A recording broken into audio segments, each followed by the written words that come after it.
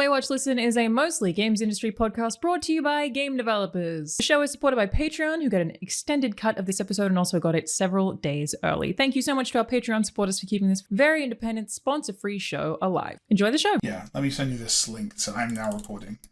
Hey audience, I'm Hello, just everyone. suggesting a video on game maths to Alana by Freya Holmer, which is an excellent video called Math for Game Devs, if anyone wants to Google it who's watching. Down. The context is that because Layers Deep, the game that I'm co-directing, is being made on Godot or Godot, I decided to learn how to use it. And I've only done a little bit so far, but I'm enjoying it a lot more than I expected. I expected to try and very quickly go, nope, can't do this. But I haven't had that experience at all. Instead, what's happening is I'm going, that's really interesting. Let me figure that out. And then like having to research stuff pretty often. But I'm actually really, really enjoying it. I don't imagine I'll get good, but like it's fun. Well, I mean, in game dev, you only have to be as good as the game you're trying to make and the bugs you need to fix. Like ultimately, like, you know, That's true. You can get away with murder, frankly, and God knows I have. But no, I'm really liking it as well.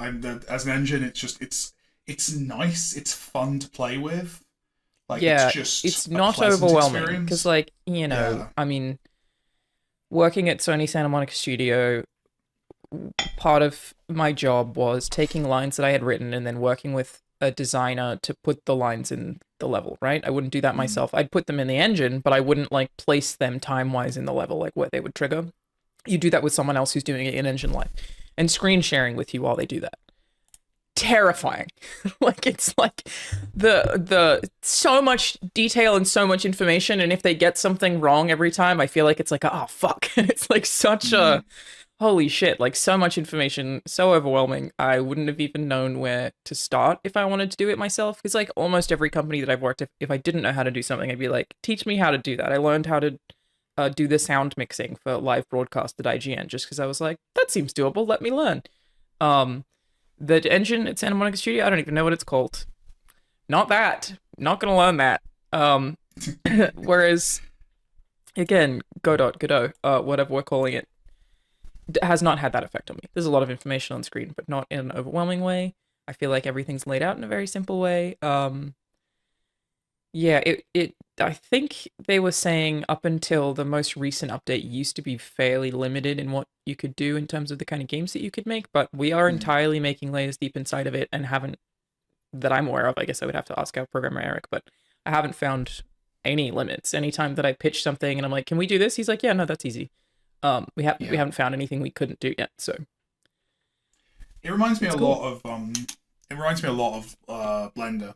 And where Blender's gotten in the last couple of years of just, it crossed a line into just incredibly accessible. I think as well, all software has a history and has that history embedded. It's a patchwork of kind of what's gone before with updates. So every engine ages. I remember when Unity felt this way. You know, when I first started using Unity, that was version 3 of Unity. That felt really refreshingly straightforward compared to, at that point, Unreal. And Unreal was aging quite a lot. Obviously, they didn't have the resources that they do at Epic now, thanks to Fortnite and all that. But, like, you know, every engine will age and becomes messy and becomes kind of tied up in knots because it's been so many things for so many people for so long. Yeah. It's really refreshing just to get into an engine where you're like, oh, someone came up with all this stuff in the last couple of years based on what we actually use for making games now. Okay, that's cool. That's really neat. Yeah, I just checked the Wikipedia, and the initial release was 2014, so 11 years ago. But the stable release and its 4.4.1 was in March. And that's where I feel like people have started really talking about it a lot. Is since March is when I've heard it a lot. And I think Blender was similar. I think Blender was around for way longer than anyone thinks it was. But yeah, like you say, just kind of it hits that critical mass of it's useful. And game devs we are a cynical bunch, right? Like, we are not going to use a piece of software just to be nice or because, you know, it feels like a futuristic tool. We use things because they work and get us the next step on the journey.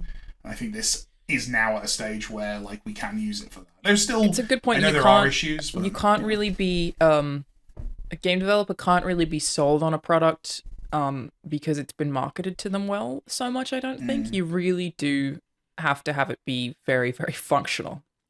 Because you like it's your whole job becomes so much harder if it isn't, and I feel like it's like that probably for a lot of like desk/office jobs. Like the writing tools, at SMS we would write things as pretty much in screenplay format. So that's how I still do it anywhere that I can now, is I write things in screenplay format for a game, and the descriptive text would be like a player solves puzzle or whatever. Like it can be that vague, but that's how I'm writing them now because it's so much easier for me to like communicate to a team where everything would happen. But like even there, it was like, do we use Final Draft? Do we use? I'm forgetting the names of all the others. There are like 5 separate screenwriting softwares. Do you just use Google Drive with a mod? Because I think that's the one I use, Slugline, when I'm doing screenplays. But yeah, there are tons of them. There are, if you want to sit in a Starbucks and write a screenplay, there are 20 pieces of software you can use, but only 3 of them are actually like, good industry standard and safe. I do currently use Final Draft. Yeah, that's the best, right? Or at least that's the most widely adopted. It reminds me of as you know, Kerry, my wife is a professional model maker, and I'm a hobbyist model maker. I like making a bit of Gunpla or like some model kit every now and again. And I'm a sucker for marketing. I will buy the snippers that are like, these are Citadel snippers. Oh, you mean God Hands? Yes, we have some of those. All of that stuff. Yeah. And I will be a sucker for that. And the amount Kerry laughs at me. Because you're not doing it professionally, so you can be marketed to. You are buying stuff that costs 5 times the amount and is worse than the off-brand clippers that we've been using in the animation industry for 30 years, right? Yeah, it's funny. It's like, I'm sure that like hobbyist Warhammer painters probably do that with the Citadel paints, which are nowhere near the best paints. But they also make the lids in a way, and I guess they're a UK company. In my opinion, and thus that makes it unsuable. It's just my opinion. Maybe Austin said it. You're fine. Austin said it. We're just repeating something Austin said to us off. Yeah, sorry. Austin told me that it really seems like they make their paints with a lid that you can't properly close, so that they will eventually dry and you have to replace them. Out. Because if you think about the amount of paint that you actually need per mini, it could take you years to get through them if they were properly sealed. So everybody, Vallejo paints is my preference. Check out Vallejo; they're great. I've used a Vallejo. They're beautiful. Of a time, I like that. I like Tamika. Yeah, Tamika. Yeah. Don't know how to say it. Yeah, that's I've got so many of those. But again, that's more of because I'm more of a model kit guy than a minis guy. Yeah, I can't even imagine the amount of stuff that Kerry must have. It's so much cooler when it's physical. But you're right. I mean, I guess every profession has that kind of thing. That's like the stuff you think you should use and the stuff you actually use. I know a lot of people now. She uses like 4 tools and is in charge of making sure every puppet major motion films is crazy. Yeah, she's like, you've seen a stop motion film in the last few years. My wife probably like trimmed something off the edge of something. Where when I was watching Isle of Dogs, when we spoke about that again, we should have her on an episode to talk about it sometime. I'd love to. She's coming back in a couple of weeks. So, we just swap you out for her, right? Same thing. I'll just yell. Yeah, she'll take over. She'll understand what you would say. I can't be asked to do the podcast tonight, love. Could you go upstairs and just talk about puppets? Which again, I think is a really interesting job. I feel like I would ask so many questions all the time. Yeah. Anyway. Godot. Still don't know how I'm supposed to be saying that. I don't either. People are liking it. I think you're right about Blender as well. People can use these without feeling like they have to be studied professionals, like feeling like they can use it without having to go to school, and I think that's really cool. Like, it's amazing. It's the next stage in democratizing it. Reminds me a lot of being able to get vegan food all of a sudden in America. That was fun. Like being able to like there's that mass adoption moment where you just go, oh, the thing that was tricky before. I think I think it's also coming for definitely like for Adobe Suite. There's a lot of like up and coming open source alternatives to those as well. Like I think there's. Oh yeah, well that's the other thing I was going to mention is a lot of people are leaving Adobe because I think it's fees related. So I still use Premiere Pro because it's the one I know how to use. Sadly, that's the way they get you, right? Subscription. But they also charge you like $150 for canceling. They have a cancellation fee. That's very aware crazy. of that. Very aware of that. Like, if I were to cancel, I would have to time it based on, like, what my bank account looks like. That's insane. But, I mean, it's crazy, like, because it is a lot of money to pay when that's the only one I use is Premiere Pro. Like, I'm not using Photoshop. I'm not using any other service that they have. But my subscription is tiered to that. But I think I also get Audition and don't use it. Isn't there an open source video app that's, like, Probably. really popular now? At IGN, we used, forgetting the name, everyone fucking hated it, but it's what the film industry uses, which is, I think, why we used it. Like Avid? Avid, yes. Avid, yes. Oh, that's like very pricey. You got the specific keyboard for it and stuff. Nightmare, dude. Nightmare. No, there's an open source one now that I know a lot of. Final Cut, a lot of people use YouTuber Final Cut. use. I don't know what the open source one would be, because Godot's also open source, isn't it? It's cross-platform, free, and open source. Yes. Permissive under the MIT license. I didn't know that. That's cool. Huh. Yeah. It's not. It feels like, yeah, it's impressive, because I'm old enough to remember when open source software was really bad. Like, just fundamentally. We record this program on open source software. Yeah. Oh, it's podcast true. rather. Yeah. Yeah, it's a brave new world, but yeah, I'm loving it. I'm really enjoying playing with it. I'm making some prototypey stuff in it and having a good time. Do you think you could make a game the quality of Bithell Games on it? At the moment, I don't see why not. But that's the issue with, you kind of have to make a whole game in order to find the answer to that question out. Right? Yeah. But no, it's so far so good. I don't know if I can make a game as excellent as Tron Catalyst, which released last week, though, Alana. Yes, let's talk about Tron Catalyst, which released last week, everybody. Link in the description. Thank you. I was planning on playing it yesterday because I really wanted to get to play it before talking about the podcast, but I didn't have time. But I did watch a bunch of gameplay. My God, Mike, it's very pretty. It's really pretty, isn't it? Really pretty. Like, it obviously, I had expectations that something would look a certain way going into seeing Tron, but it is... Like, so often, I would be like, Jesus, that's gorgeous. Like, your artist did an incredible job. It is absolutely beautiful. Also, this is a dumb thing to say, considering who you are in the games you make. More story content than I expected. Yeah, I think more story content than a lot of people expected, to be honest. But I love that, though. Like, it's like, I guess in my head, Tron game is just action, so that's what I expected. Like, and I guess your trailers certainly had a lot of combat. But there's a ton of story in it. Like, there was far more writing than I was anticipating, and I was very impressed by that too. Yeah, I think that's the stuff which we really excelled at, was exactly what you've nailed. I think art and story were the two places that I'm most proud of there. But yeah, no, it's cool. It's a really nice. I mean, first of all, obviously with Tron, you get an amazing bit of art direction just out of the gate. Totally. You get to build on the shoulders of, like, an incredibly visually impressive universe. But then, yeah, the quality of what the team produced there. Nick, my art lead, just nailed process as well, and basically we got to a point where we could just make assets really, really quickly, basically, which meant we could make scale. Which is something we've never been able to do before, like make full-on big environments, which was just really thrilling and just very cool to play with and maintain that standard, as you say. So yeah, no, it's a lot of fun. So that just came from someone streamlining the asset creation process?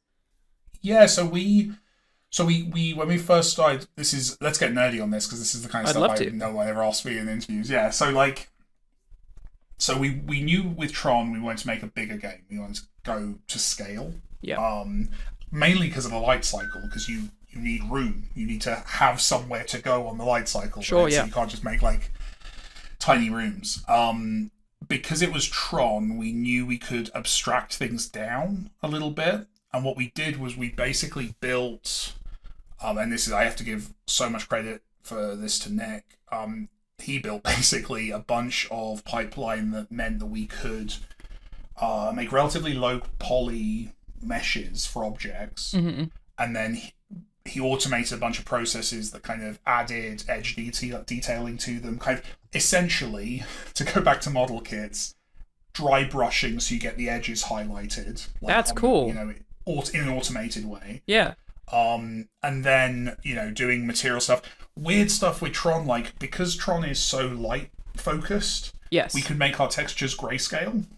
because your color comes from the lighting in Tron. Tron is a monochromatic world lit very well. So your RGB, you can basically lose the G and the B and just have like a grayscale world that's lit in everything except characters. So you can do those kind of optimizations.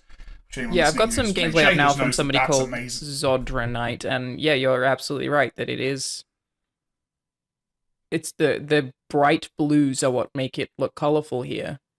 But other things are grayscale. That's you can really interesting. Slice your texture budget to a third, basically, and use that extra texture space to do nice detailing in terms of materials and bumps and specularity, and you can just get a lot more basically on screen. And then obviously we had to get it onto Switch as well, so we had to be mindful of a lot of this stuff for there as well. So yeah, it's there's a lot of stuff like that was very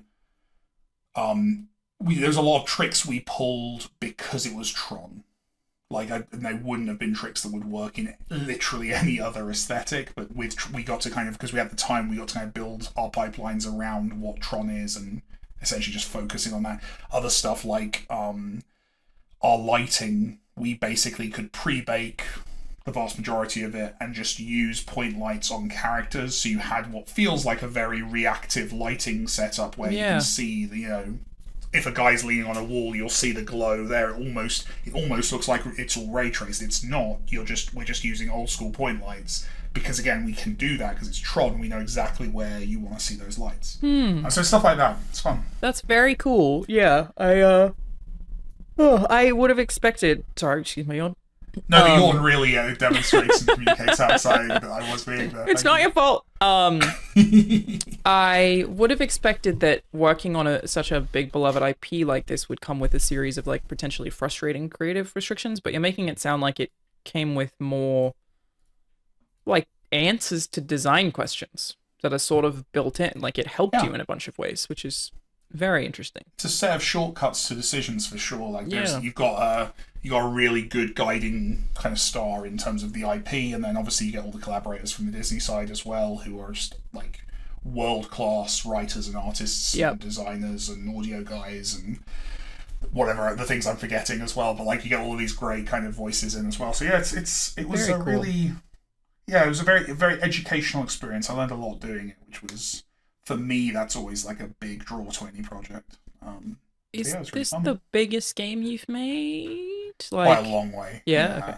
I know it's still on the shorter side, right? It's like 5 to 10 hours. It's between 5 to 10, I think. Which I love for the record. Always down for that. More of that, please, in all of my video games. I think it's like I think most people are hitting about 7-8 hours in it. Gotcha. But I don't think that's the right length for it as well, because we are limited in scope, obviously, by the scale and by the team size. So, like, you can't go crazy with it. How many people worked on this game?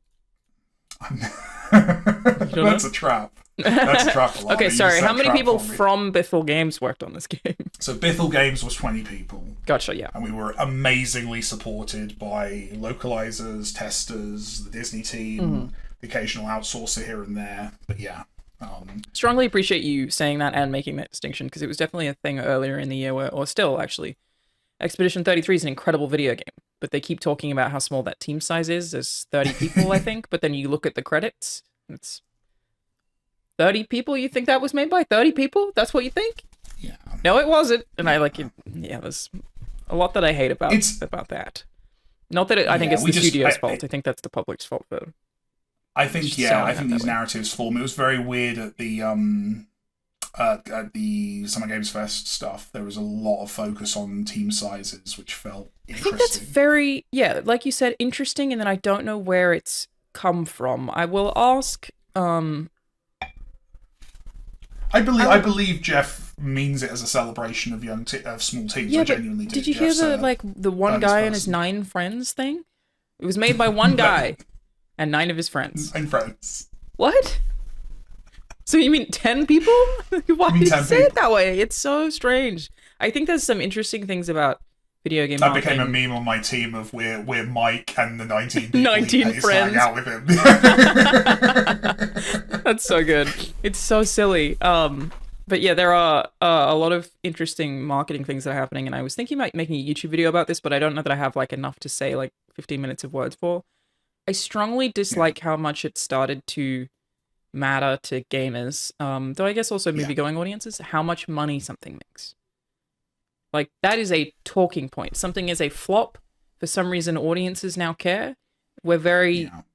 It's like you base if something is good or not based on how much money it makes is a current thing that I don't feel like has been there forever. We didn't even used to have video game publications going out of their way to report on how much money X game did or did not make, but now it is at the forefront of conversations. Or counting its concurrent players. I see that a lot. It's all over the place, and people really care. And people counting the concurrent players for single player games. I don't know why audiences have started to care about that, and I wonder if it comes from the identity part of consumerism, where they feel like the brands that they're tied to must be successful, then they're validated or something like that. Is it really the games just they feel kind of disagree with their values or whatever, they're hoping that those fail. I think that's part of it for sure. I think, as is often the case, I think we kind of bring it on ourselves a little bit, because we've always as an industry boasted about our sales. I remember when Thomas Was Alone past 1 million, I was absolutely saying that to journalists. Everyone is posting we hit 1 million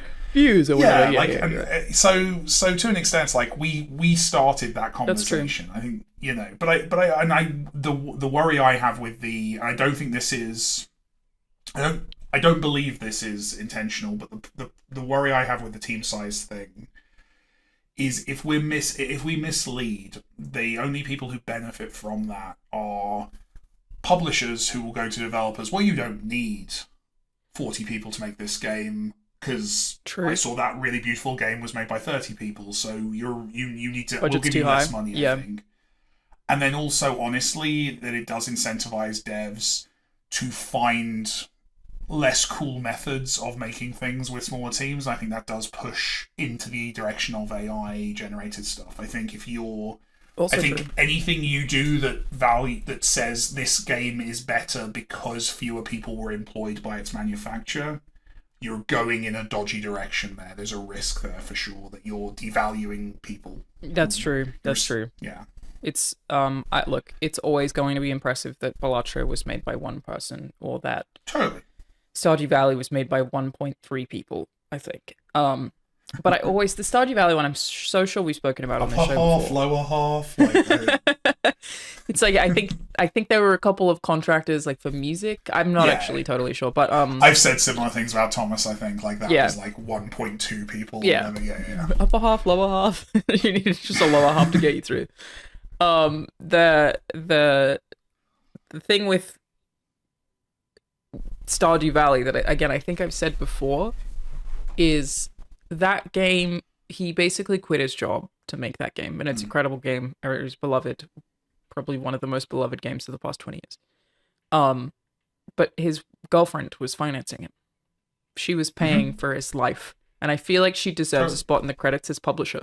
That is, people so often forget about how much of the load that specific thing actually that's a pretty common story as well. You show me your 20 favorite indie games, I'll show you 20 doctors and lawyers 20 partners who could afford to pay for it, kept people's lights on. And that is a really important part. Is a lot of people who aren't in that position where they have a partner who's willing to believe in them that way and makes enough money to sustain people. I'm not begrudging anyone who wants to help their partner achieve things. No, totally. We all do. 100% do it. Just feels like it needs to be acknowledged in that that by default is actually two people, because one of them is funding you to stay alive. You know what I mean? Yes. It's not just one person, and it's a very significant circumstance. Definitely, if your partner's gonna be the breadwinner to help you make a cool indie game, in support of it. Do that 100% of the time. I think that's awesome. And I think it behooves you not to present yourself as a heroic solo. I think that's the big thing. I don't like people's personal lives and who their parents are. I genuinely couldn't care less. But if you're going to present yourself as an underdog with no access to resources, and then I find out that you're from money or you had this support or whatever, that's kind of it just dings it a little bit. But that's why Nepo babies get in trouble, is when they just don't acknowledge it. That's it. Exactly. People get mad when they don't say, I started out with a big head start. That's all we're asking for. Yeah, I'm mates with Nepo babies, and they're the kind of Nepo baby who acknowledges and is cool with it, and it's fine. Yeah. Yeah, agreed. Like, because what are you gonna do? Just actively not do the thing that you've been raised around? Like, I find that a little hard. Like, now that I have, to an extent, I'm a nepo baby in the case that my dad was a programmer, so I was around computers from a young age. That's an enormous privilege. Well, that's part of what I was gonna say. There is like, I now have these friends who work in certain fields. Like, say they work in film, and their kids. This is like true of multiple people that I know. Their kids are around them all the time when they're talking about movies, they're hanging out with actors, or they're on set. Those kids inherently are interested in that thing and know a lot about it because they're growing up around it. It's almost weird to be like, am I going to cut you off from it for an arbitrary nepo reason? They just have Tom Hanks who said nobody ever says like a butcher's son should become a butcher. Yeah. Mine's like, is it nepotism if you, if I ask you for a plumber and you recommend your own brother? And I would say it's nepotism if he's bad. Then it's nepotism. If he's a good plumber, I get to call you a nepo baby if I don't like the product you produce. Yeah, exactly. Yeah, you're a nepo game dev if your father was a programmer and got you a job and you suck at it. The controls suck, you're a nepo baby. That's how it works. Yeah, exactly. Any bad game is just a nepo baby. That's amazing. Yeah. But no, I think it's just, I think as always is the case, it's just not about not misrepresenting yourself ultimately. That's what a lot of things come down to. Yeah, totally. It's straightforward. Speaking of representing yourself, how do you describe what Tron Catalyst is? I've seen people have varying ways of describing the game. It's I can check my notes, but I think the official wording is isometric action adventure. That's cool. Yeah, it kind of sums it up. It's a story-driven action game where you go through a series of levels, hearing a cool story, and beating people up with a frisbee. Like, I think the cool twist that's interesting is the kind of the time looping mechanic, which we've been at great pains to not let people think that that's a roguelike, because it's not a roguelike. Yeah, it's ultimately completely different to that. It's more of something that is one of the tools on your belt as you go through a story campaign. But yeah, and then as you say, there's a story focus there, and a vibes focus, because to me Tron is vibes and story. That's an art. That's what I want from a Tron game. So yeah, I think it's cool. And it's also the big thing for me as well was making sure that people can enjoy it without having seen any other Tron stuff. Yeah, what's that challenge like? Yeah, like how do you do that? How do you do that? Yeah. I think. Such a the dense biggest franchise. Is. Say again, sorry. It's such a dense franchise. Like, how do you? Yeah, I think a lot of it is context cues. Like, it's treating it like you're almost teaching someone a language, right? So, like, for example, derezzing is a term that is in the movies. We did a playtest. We did many playtests on this game, but we did a playtest in Florida. At Disney World, which was weird. That's a fun place to do a playtest. Oh, that's right. I remember you going for that. That's so cool. It's really, really strange. Yeah.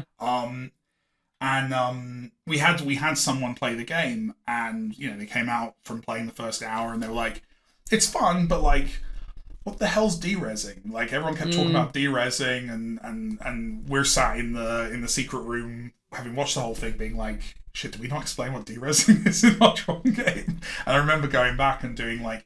You basically then you talk to someone very early in the game who, through context clues, definitely teaches you, because you don't want someone to walk up to you and go, "Oh, by the way, derezzing, in case you didn't know, dumbass." Yeah, in case you didn't know, dumbass, like, watch a fucking movie, but derezzing is getting killed. Like, you don't do that, but you have very early on. There's a character you encounter who's like talking about, my friend got derez the other day. I miss him. Just like giving some context to like, okay. You can intuit from that what it is. And like, to me, a lot of stuff I love, a lot of the world building I love is the stuff that kind of drops you into a world and subtly brings you up on the lingo. So like, totally. Something like Clockwork Orange. The Wire was famous for that. Sorry. Oh yes, no, that's a way better example. I said Clockwork Orange. What was your example? Clockwork Orange. The Wire, way better example of that. Clockwork Orange is actively difficult to read. The Wire.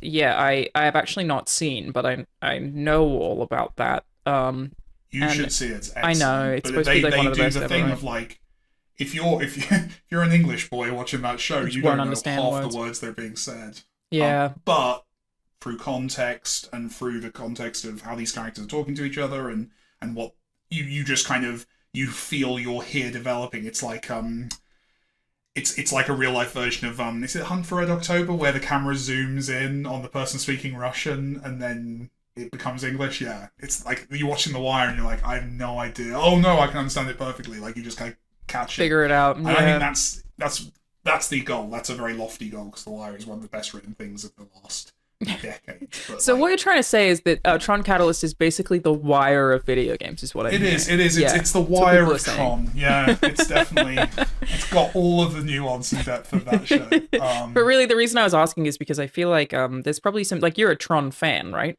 Like you were before this even. Yeah. I feel like there's some challenge in taking something that you know intimately well and translating it to just anybody, because I think you can sometimes forget how much you know. Like, you know, I've tried to teach, I was talking to my mum about the fact that I'm, like, vaguely learning some programming, and she was like, didn't you used to do that in high school? And I was like, yeah, but I was coding websites. So I was like, that's a different thing. And she was like, why? And I was like, well, this is a game engine. She's like, what do you mean engine? And I was like, oh, God, like, just the words that you know that other people don't know. And I was like, well, you know, it's like a car. It's the thing that drives the car, but the way the car gets built around the engine can look completely different and do kind of different things. But I had to, like, break down every single piece of that to translate it, which is actually, like, most of my favorite people in history. Carl Sagan's probably my favorite person in history. He's probably one of those because he was so exceptional at that particular skill. Is like taking a wealth of very kind of inaccessible knowledge in a lot of ways, definitely a lot of jargon, and making it accessible to a child without being condescending and in a way that also adults can enjoy. I think it's a very cool skill that like Neil deGrasse Tyson has not quite followed that mantle in the same way.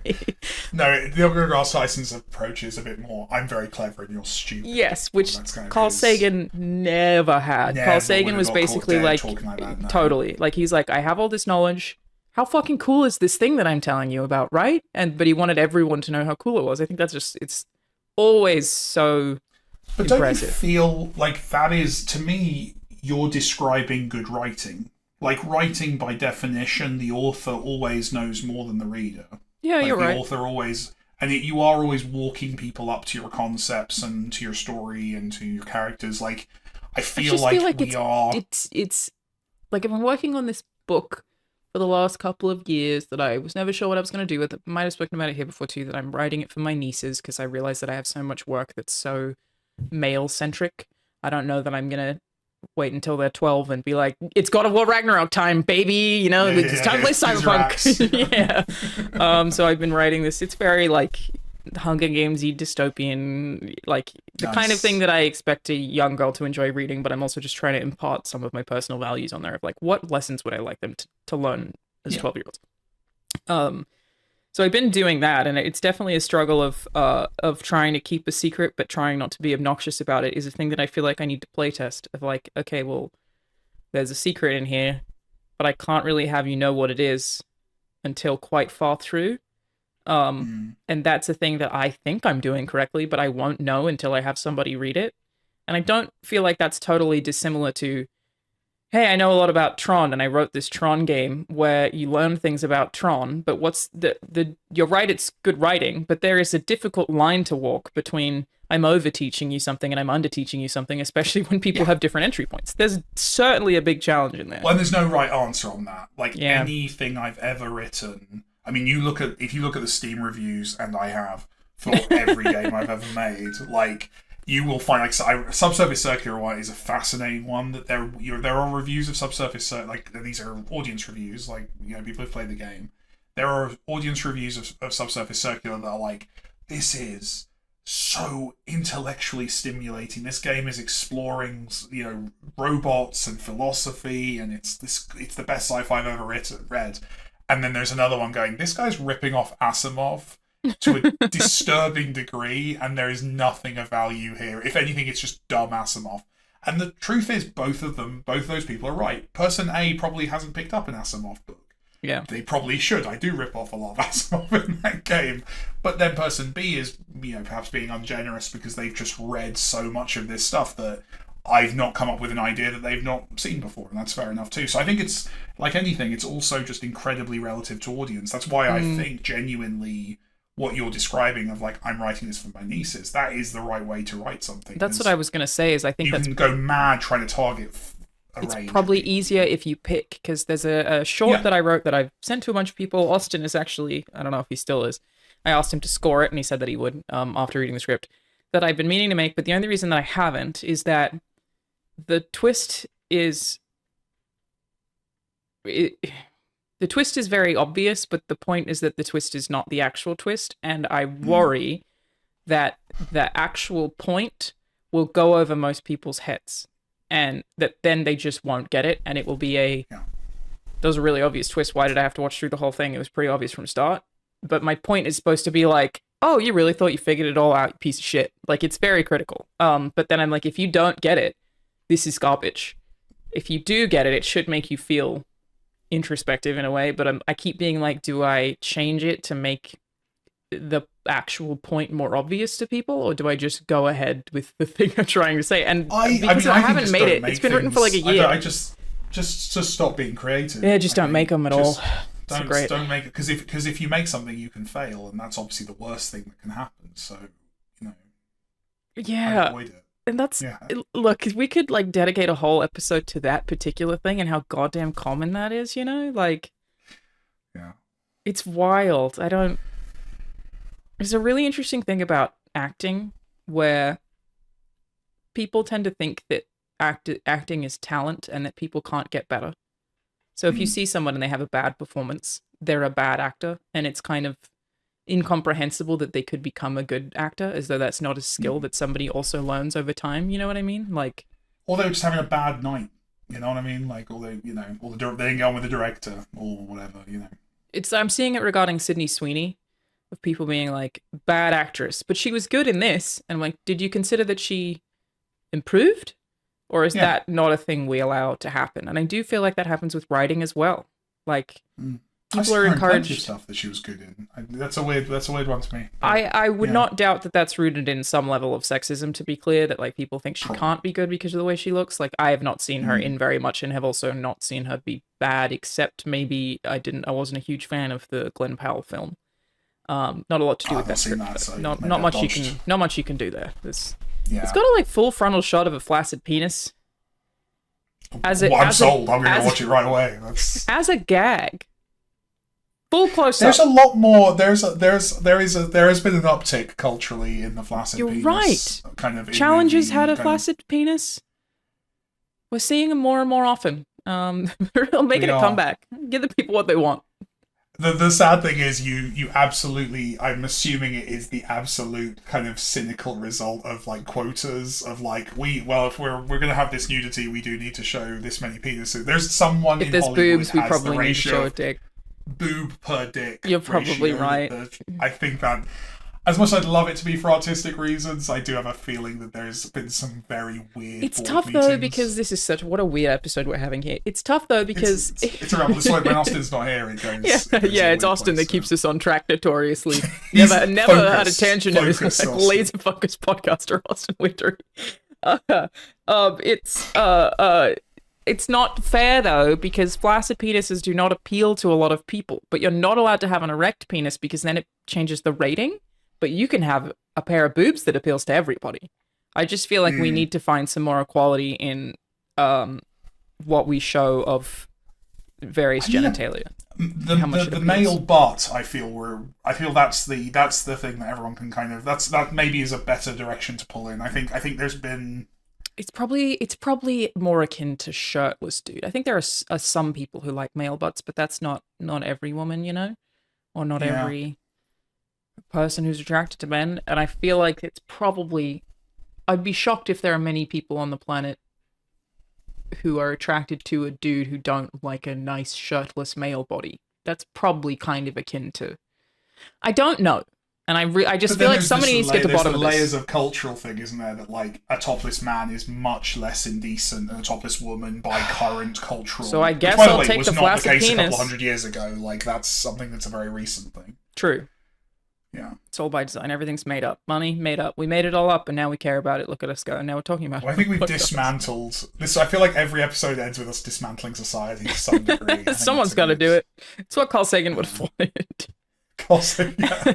He's proud of us. Stardust. We're all boobs stardust. are not indecent. You know, that was. I think that was Carl Sagan said that. I think that was. Yeah. Yeah. We'll have to get him on the show next time. It'll be great. Anyway, there's a very dark joke there, but I'm not going to go for it. Let's leave it. I'm excited about whatever it was, but I respect your right to withhold. Yeah. At least in the launch window. I have to be good in the launch window. Yes, of Tron Catalyst, which just came out, everybody. Someone at Disney is watching this. Sorry, say again, sorry. You're right, someone at Disney is watching this and going, Jesus, this is what he does? Fucking hell. Hey Disney, welcome. Tron Catalyst, Mike. What do you hope people take from it? I'm honestly, my big thing, and I've said this throughout development in many, many rooms, is I genuinely hope we make some Tron fans. And I've seen a bit of that, of people kind of checking out Legacy based on this.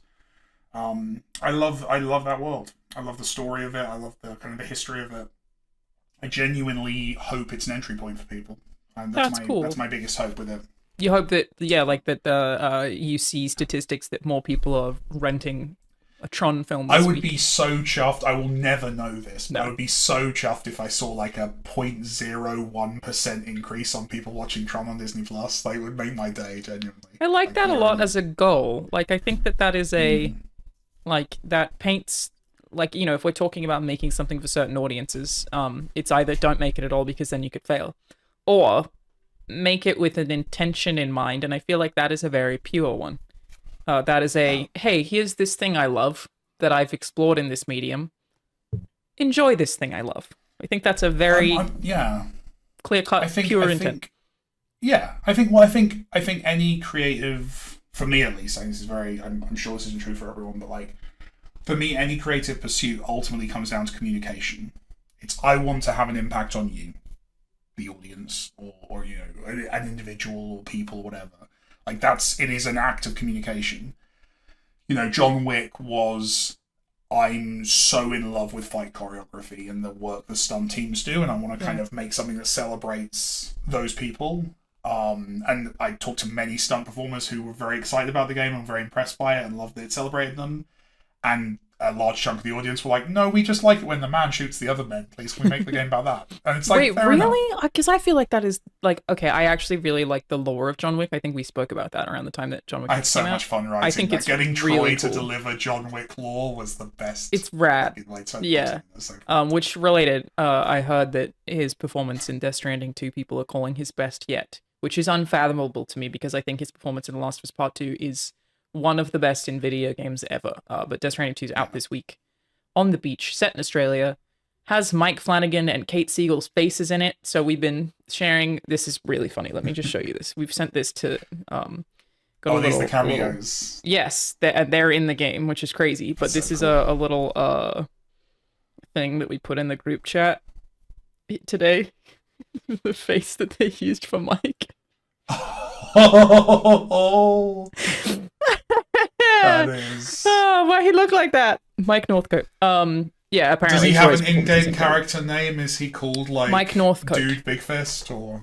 It says Mike Northcote, and he is a Northern Environmental Observatory is where he works, I guess. Oh, okay. And Kate is an Aussie because it's set in Australia now. So Kate Siegel is played by an Australian. I don't know what her name is though. But I think that's very fun. But yeah, apparently Troy's performance is he's a villain and it's his face, so I'm super excited to see that because I don't feel like I've seen him play a ton of villains outside of Hex, right? He's a villain in that, isn't he? Yeah, but voice, as you say, like it's not. Yeah, performance. Yeah, looking forward to it. No, he's. I maintain. I'm one of Troy's biggest fans. He is. Like, he's incredible. I've seen him say this to people with me around. That like the thing I said to him in a moment of heart to heart. That he's now. I've seen him talk about it and say it. So I feel bad saying it was. I said I genuinely assumed that Troy was successful because he looks like a movie actor. Like, I thought, like, okay, he's a good voice actor, but, like, you know, it's because he looks like that he gets we're putting him on this pedestal. No, he's genuinely one of the greatest actors I think possibly the greatest actor I've ever worked with. Just phenomenally talented and generous and professional and just absolutely and excited, right? Like, he loves doing it. He really does. You're booking the next session with Troy as he's leaving the studio. Like, you know what I mean? Yeah. Like, you just really, he's just a joy to work with, and it's disgusting. Yeah. I hate him. No, he's very good. It's crazy that, like, you know, I'd spent, when he was doing this show, hours and hours and hours talking to him by the point that because we were doing it weekly back then when part 2 came out. In the COVID years, yeah. I was talking to this dude every fucking week for an hour plus, and that game comes out, and I never heard him, and it fucking broke me. Like, it was just the scenes with Joel. That was the tricky so ball sad. with Indiana Jones for me. Like, he was Indiana Jones in that game. I completely lost track I was of him insufferable about it, but I think it's an autism thing that I couldn't turn off, where I would go, that one sounded like Troy, heard him there, and I did it every fucking time. But I also have to do that whenever I hear somebody's accent slip. I go, oh, heard it, and I just can't stop myself. But it was rare, right? He did a fucking amazing job of sounding like him. Sometimes I couldn't hear, but every time that I could, I'd be like, Troy, there he is. He's Scotchy, you son of a bitch. And I wish that I didn't, because at one point Rahul was playing it in front of me, and I'd be like, that was Troy. And he'd be like, you have to stop. And I was like, I know, I'm so sorry. I have to stop. I can't help myself. It's so Especially bad. as I don't know, but I assume Rahul's like a massive Indiana Jones guy. Yeah, right? he loves it. It's like a big deal to him playing. He loves Harrison Ford. Waiting for it forever. It's like they finally got the character right, you know, in the video game. And he loved it. Really hyped. Yeah, and you're just sitting there going, that's Troy. Troy Baker. That's Troy Baker. I think as an expert in Troy Baker's voice, that's how he sounds. But he did a really good job there too, and I think that game is actually fucking awesome. And I feel like it maybe because of the time that it came out didn't get the love it deserved. It was in a weird little time pocket, wasn't it? It's December, it's weird I think, how important it is your release timing in terms of like just how much you're spoken about. Yeah, totally. You come up against like a game that is slightly better or catches people's attention a bit better, and you just disappear. I'm starting to get annoyed with all the GTA articles. Like, there was a news headline this week that was like, Kojima admits that Death Stranding 2 is trying to avoid GTA. And I was like, do we need to talk? Everyone's doing that. Do we need to talk about Everyone's trying to avoid GTA. Even indies are like, get me the fuck GTA out of the way. If GTA could avoid GTA, it would avoid GTA's like, I gotta come out the same time as GTA. That's too much news. I can't. How do I keep the messaging? I can't even imagine being Rockstar PR. Like, okay, one of my friends, my friend Simon is PR at Rockstar and has been for a really long time, but he's so specific about not talking about work. He's like one of the strictest of my friends in terms of like, he won't tell me shit. I do not know anything ahead of time. He's so strict about it. But I could ask him, I guess, be like, what's it like to be like one of the only companies in this entire industry where you like just get to be like, and we're gonna own that month and we don't really have to worry about it. Do you think? Like, it must be so freeing to be Simon. But the pressure to make sure you deliver, right? But also, like, I'm sure there'll be controversies, and maybe it's like, well, we'd like to make sure the conversation is about this and not this. I don't know. Cyberpunk was like that too, though. Cyberpunk really had a, like, this is the messaging. This is our month, and everyone move out of the way. But they messed up the messaging real bad. Like, by having the console launches be terrible. And they had several pockets of accusations of transphobia, I think, before launch that, like, obviously you would not want. Some stuff in it, wasn't there? Yeah, and I could see GTA having maybe something like that, where it's like there's messaging they want to avoid, but the game's bigger than them. There's fuck all they can do. Like, you just kind of gotta sit back and be like, all right, do whatever you want with that one, I guess. Like, it's just so huge. But basically, journalists stop writing about it. We know everyone's moving out of the way. I'm making an indie game with 3 people, and we've made jokes about not wanting to come out alongside GTA. Actually, my biggest threat is Hollow Knight Silksong.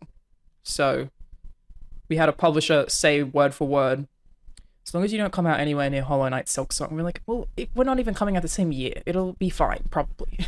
I guess we'll see. I think that you never know. And you never know, and the thing is, nobody knows what the next thing is. You could accidentally launch at the same time as the next Balatro, right? You could come. That's true. You don't know. And like, even they especially don't know, in the indie space, it's so every hit in the indie space. Not every hit. a large number of hits in the indie space just come out of absolute nowhere, which means... And everyone pretends after the fact that they knew, but they didn't know. No, true, so, yeah. I'm expecting Dispatch to be fairly successful. That's I voice a character in that game. It's made by Ad Hoc Studios, a lot of devs who worked... I'm hyped for that one. I'm so excited. Especially after I hung out with some of the devs recently. And they're wonderful. They've sold me on it so well. It's the most fun I've ever had voice acting because the game's funny, and they've just been so collaborative that it's been really, really fun to work on. It's I've also just gotten more confident, so it's a lot easier for me to do than it used to be. But can I maybe you can't answer this, but can I ask, like, what when you say collaborative when you're voicing a character in a game, what does that mean? What's the level of collaboration? If they noticed that I seemed to be uncomfortable saying something, they would address it. You'd be like, you didn't like saying that? Even if I didn't realize that I was expressing that. And they'd be like, is there a way you could say it? Do you want to say it some different way? Which right. And so it's collaboration in the booth. It's like just getting that. And they were right pretty much every time. Like that I would say something a little strangely and they'd be like, is there a way you'd prefer to rephrase that? And I'd go, yes, because you don't always want to offer that to a team in case you're like nervous to do so, right? So they would hear it and then I would go, yeah, like in my natural speaking voice, I would say this way, or they would like sometimes have Australian slang in there, and I would be like, well, maybe this word instead would make more sense, and they were just like so down for whatever made it the most comfortable or organic for me to say. I'd have fired you for trying to change my words. Yeah, Fuck fair. you, I'm the writer. I'd just kicked you out immediately. Like, fucking hell. Fair enough, honestly. We did change one line when I recorded for your game, though. We changed a single line. We probably did. I'm actually quite good. I'm quite happy to do that. But thank you for saving me my reputation in that moment. I appreciate it. We probably changed more than one, to be clear, but we definitely changed. I remember one specific line that we changed because it was like the way that I said it sounded slightly too pleading from a female voice that was in a position of authority, and I think that I maybe couldn't figure out a way to do that didn't sound that way or something, and so we changed it. You're saying that I wrote a sexist line a lot? Yeah, I'm calling you a sexist. No, I'm blaming myself for it. That was like I was unable to say it in a way that didn't sound like that, and so we changed. Honestly, that's the kind of actor you're looking for. Like the actor who just shows up and does everything rote is because you still find that problem, but you find it 3 or 4 months later, and you can't do anything about it because the line's already been recorded. So like, no, the actors like here we go. Back feels intentional. Francesca, who voices the main character in Tron. This is her fourth project with us. Third, because she is someone who will just come into the room and like, Mike, that line doesn't sound right. I'm going to do it differently, or probably that bond gets better for both of you as you go on, right? Like, because there's trust there, right? Yeah, we know we can. Comfort. You know? So yeah, no, she's like. She's amazing. She's a fantastic actor for that reason. Like, and interestingly, Troy as well, another one who will. Yeah. The experience pays off in that way. Like, I think I always call to like when I did Cyberpunk. There's so much that I've learned about acting just by acting more. Cyberpunk, I call it a cameo. I wasn't really acting, but I don't like the way I sound in that game at all. But I think the actual problem with it is that I followed what I was told to do to a T. Rather than thinking about who the character was or why they felt a certain way, I just read what I was supposed to do and did it. And that isn't really acting. That's speaking. Like it. And I was like, I didn't... speaking with style. Yeah, and it was like I didn't have the confidence to try anything else. And that's where you kind of can fuck up. And then I was like, I didn't make any calls. I was just like, well, whatever you want. And that feels like the right thing to do when you don't know any better. But the value of actors, this is certainly a huge thing at Santa Monica Studio, is that they come in and make your words sound way better. And you go, oh yeah, no, that is how that should have been said. And like, I'm certainly like, whenever I do any directing, not at all precious about people losing lines or changing lines. I don't care about that at all, as long as it doesn't like lose some greater meaning. I don't give a shit. I think it's one of the biggest misconceptions about writing from people who don't do it, that writing is about the line of dialogue. The line of dialogue is important and it's doing something, but the writing is a much bigger picture thing generally. Like generally, you know, a scene exists to do 10 different things, right? And those are the things you've got to track and keep an eye on if you're the writer in the room with an actor. And if a couple of words move around, unless you're an absolute prick, you don't care. Because I think the Coen brothers are known to do that, like really care about line perfect for some reason. Well, I mean, they're good enough that they're allowed. I'm not going to criticize them. Like, they're doing something, you know. Yeah. But yeah, I think there's a thing that I've noticed Tarantino, about, I think, is famously very specific strict as well about on that it. stuff. Again, can also get away with it. Most people can't. But there's a thing that I've learned about screenplays recently. From just I'm reading more of them. I'm basically Rahul's reader. He doesn't want to do it. Busy playing. He did say the other day that he's too busy, and I went, "Shut the fuck up! You're not too busy. You've just finished Breath of the Wild again. You just don't want to do it." And I was like, "And that's fine." Feels very pointed. The again feels very pointed. I like that. It's fine. I don't mind it because I really like reading scripts, so I enjoy doing it. But a lot of them are actually written, and this is like for anyone who would happen to be watching the show is trying to get a screenplay made.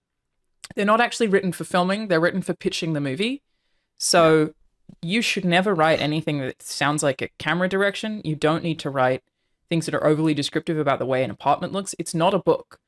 What you're writing is a pitch to get the movie made. All that stuff can change. It's just you have to be like, here's the thing you can make. And it's so it should not have the level of detail that I think a lot of them come through with, because the ones that like are being made that I read versus the ones that are like not getting funded, there's a huge difference, and it's usually that the ones that aren't getting funded are written like books.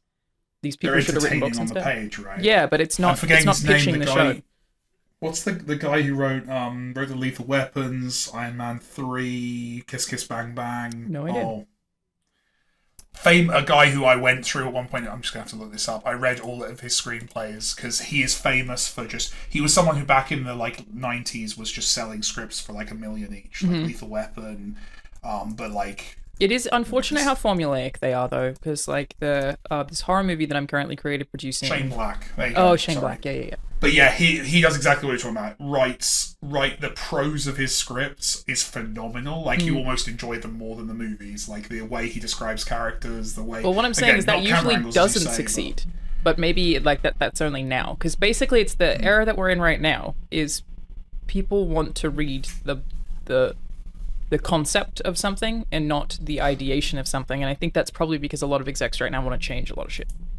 So like they want to read, okay, you figured out the concept, let me figure out who the character, like what they look like. Don't tell me that. It's a recipe, not a meal. It's totally. Like they want the, yeah, and that's like a huge thing, is that the way that scripts that are being picked up are currently written is very much that it's the recipe, and it's really interesting.